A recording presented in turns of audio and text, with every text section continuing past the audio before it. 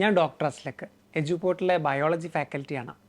നീറ്റിൻ്റെ അവസാന ലാപ്പിലൂടെയാണ് നമ്മളിപ്പോൾ സഞ്ചരിച്ചുകൊണ്ടിരിക്കുന്നത്. 2018 ഇതേപോലെ സഞ്ചരിച്ച് നീറ്റ് എഴുതി ക്രാക്ക് ചെയ്ത് MBBS പഠനം പൂർത്തിയാക്കിയ ആളെന്ന നിലയിൽ കുറച്ച് കാര്യങ്ങൾ എൻ്റെ ജൂനിയേഴ്സായ നിങ്ങളോട് പങ്കുവെക്കണം തോന്നിയത് കൊണ്ടാണ് ഇന്നിങ്ങനൊരു വീഡിയോ ചെയ്യുന്നത്. ഈ ഒരു മൊമെൻറ്റിൽ നിങ്ങൾ ശ്രദ്ധിക്കേണ്ട കുറച്ച് കാര്യങ്ങൾ പറയാമെന്നുള്ളതാണ് എൻ്റെ ഉദ്ദേശം. അതിലൊന്നാമത്തെ കാര്യം there is no plan B എന്നുള്ളതാണ്. അതായത് ഇവിടേക്ക് എത്തി നിൽക്കുന്ന സമയത്ത് കിട്ടിയില്ലെങ്കിൽ വേറെ എന്തെങ്കിലും എടുക്കാം, അല്ലെങ്കിൽ ഇപ്പോൾ കിട്ടിയില്ലെങ്കിൽ കുഴപ്പമില്ല വേറെ എന്തെങ്കിലും നോക്കാം, എന്തിങ്ങനെ ഒരുപാട് തോട്ടുകൾ വരുന്നുണ്ടാവും.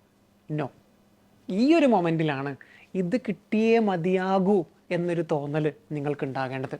ഈ ഒരു മൊമെൻറ്റിലെങ്കിലും അത് ഉണ്ടായില്ലെങ്കിൽ പിന്നെ എപ്പോൾ അത് ഉണ്ടാവാനാണ്? അതുകൊണ്ട് there is no plan B എന്നുള്ളത് നിങ്ങളുടെ മനസ്സിൽ വേണം. ഞാൻ എൻ്റെ മാക്സിമം ഇടുകയാണ്, ഞാൻ എൻ്റെ ഫുള്ള് ഇവിടെ ഇൻവെസ്റ്റ് ചെയ്യാൻ പോവാണ്, ഞാൻ എൻ്റെ ഫുള്ള് ഇതിന് കൊടുക്കുകയാണ്, ഇതല്ലാതെ മറ്റൊന്നും എനിക്ക് വേണ്ട, എൻ്റെ എയിം എൻ്റെ ഗോള് MBBS ആണ് അല്ലെങ്കിൽ മെഡിക്കൽ സയൻസ് ആണ് എന്നുണ്ടെങ്കിൽ അതിന് ഉള്ള മാക്സിമം ഞാൻ ഇടുമെന്ന് തീരുമാനിക്കേണ്ട മൊമെൻ്റാണ് ഇപ്പം നിങ്ങൾ കടന്നു പോയിക്കൊണ്ടിരിക്കുന്നത്. രണ്ടാമത്തെ കാര്യം, your past performances does not matter.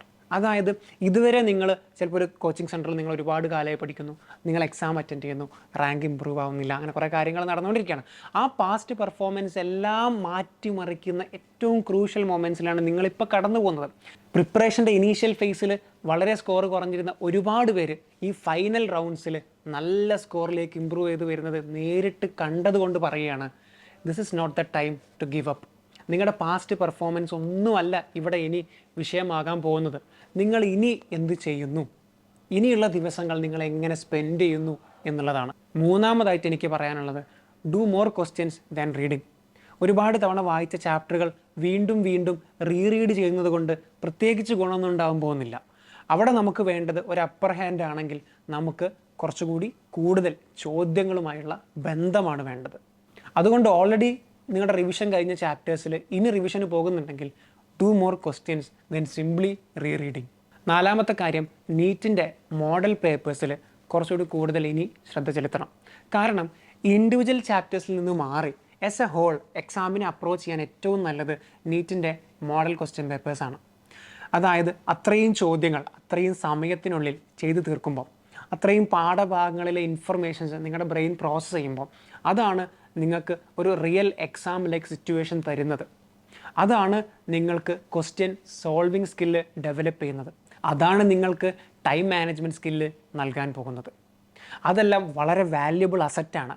ഏതെങ്കിലും 1-2 ചാപ്റ്ററിൻ്റെ ചോദ്യങ്ങൾ കൊണ്ട് 30 ചോദ്യങ്ങൾ ഒരു ചാപ്റ്ററിൽ നിന്ന് ചെയ്യുന്നത് കൊണ്ട് ആ ഒരു സ്കില്ലൊന്നും നമുക്കൊരിക്കലും നേടിയെടുക്കാൻ പറ്റില്ല. നമ്മുടെ ബ്രെയിന് ഹൈ എൻഡിൽ ഫുൾ സ്പീഡിൽ വർക്ക് ചെയ്യേണ്ട സമയമാണ്. പല ഭാഗത്ത് ചിതറിക്കിടക്കുന്ന നീറ്റിൻ്റെ കണ്ടൻറ്റ് ഒറ്റ സിറ്റിങ്ങിൽ അത്രയും മണിക്കൂറുകൾ കൊണ്ട് ഒറ്റയടിക്ക് എഴുതി തീർക്കണമെങ്കിൽ അത് പലപ്പോഴായി കാണണം. ആ ഒരു സ്കില്ല് അങ്ങ് മെയിൽ നീറ്റ് എക്സാം സെൻറ്ററിൽ നിന്ന് ഉണ്ടാക്കാൻ വിചാരിച്ചാൽ പറ്റില്ല, അതിപ്പോൾ ഉണ്ടാക്കണം. അതിന് കുറച്ചും കൂടി നീറ്റിൻ്റെ മോഡൽ ക്വസ്റ്റ്യൻ പേപ്പേഴ്സ് നിങ്ങൾ അറ്റംപ്റ്റ് ചെയ്തേ മതിയാകും. എൻ്റെ അഞ്ചാമത്തെ കാര്യം ഹെൽത്താണ്. ഹെൽത്ത് ഈസ് വെൽത്ത് എന്നല്ലേ. ഈ സമയത്ത് നിങ്ങൾ കഴിക്കുന്ന ഭക്ഷണം, നിങ്ങളുടെ ഉറക്കം, നിങ്ങളുടെ mental, emotional, physical, psychological wellbeing is very important. ഒരു ഡയറിയ മതി, ഒരു വയറ്റുന്നു പോക്ക് മതി, ഒരു പനി മതി, ഒരു ജലദോഷം മതി, എല്ലാം തകിട് പൊടിയാവാൻ. അൺയൂഷ്വൽ ടൈമിൽ കുളിച്ച് പനി വരുത്തുക, തണുപ്പത്ത് കിടന്ന് ജലദോഷം പിടിക്കുക, മഴ നനഞ്ഞ് പനി പിടിക്കുക, പുറത്തെ ഫുഡ് കഴിച്ച് മഞ്ഞപ്പിത്തം പിടിക്കുക, പുറത്തെ ഫുഡ് കഴിച്ച് വയറ്റുന്നോക്ക് പിടിക്കുക. ഇങ്ങനെ ദുരന്തങ്ങളൊന്നും വിളിച്ച് വരുത്തരുത് ഈ ഒരു സമയത്ത്.